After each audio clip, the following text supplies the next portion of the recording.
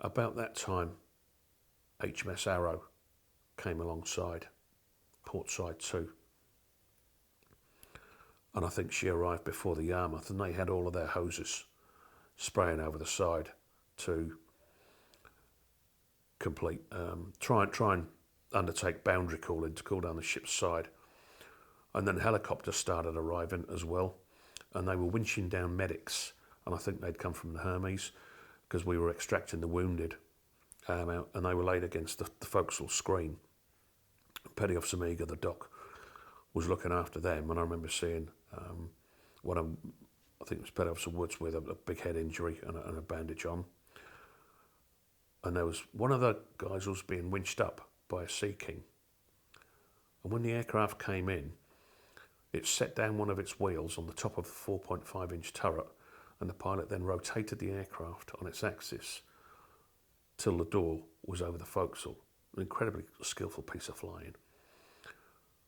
And then I think it was one of the radio operators called Mark Bagnall was winched up, and his uniform had also been shredded in a 1-inch maypole, and he was quite badly burnt.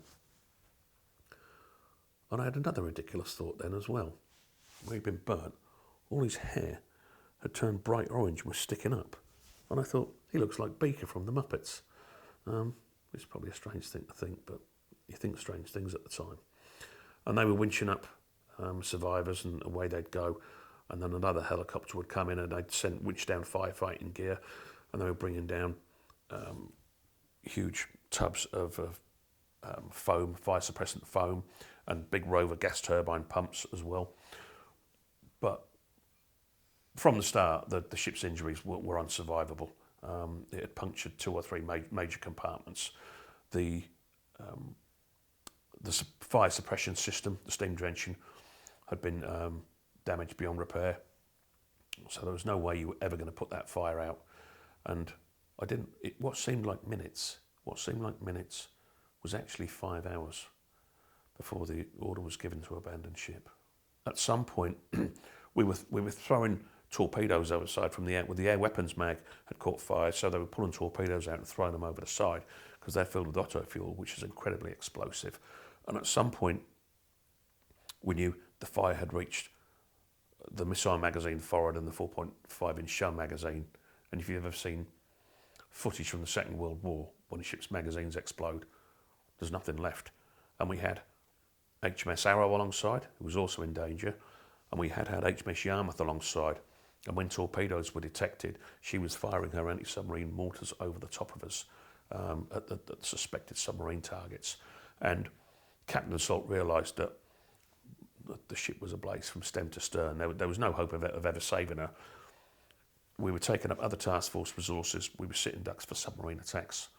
So he made the very difficult decision that all captains have to make, or don't ever want to make, to abandon ship. All of the ship's company then started to jump from Sheffield onto Arrow that had the scrambling net hanging down the side, and they were jumping on the scrambling net. One man jumped and he missed the scrambling net, and he fell in between the ships as they were closing. He was certainly a very lucky escape. Some people put on their once-only suits and went straight over the side. I was stood with an axe by the bollards where the rope was tied up, and when I saw everybody going, I started to chop the rope because we weren't going to undo it as you do when leaving harbour. And somebody on Arrow said, "Don't bother with that. We'll slip it from here." And when I looked up, there was very few people left on the ship. I didn't realise how quickly everyone had gone. It was seconds. An Arrow started to rev her engines when the sea starts to churn underneath. She was getting ready to leave, and the rope started to strain. And the gap, they were quite close, and then the gap started to widen. So I ran over to the starboard side of the flight deck, and I just ran across it and just jumped. And as I jumped, I put out my hands, and one of the ship's company, the Arrow, caught me like a trapeze artist, and I slammed into the ship's side. And he leaned over, and he got me by the arse of the trousers, and just unceremoniously heaved me over in a somersault on board. An Arrow just upped their engines and the rope just snapped. And I turned and looked at the ship, and it was just a blazing wreck from stem to stern.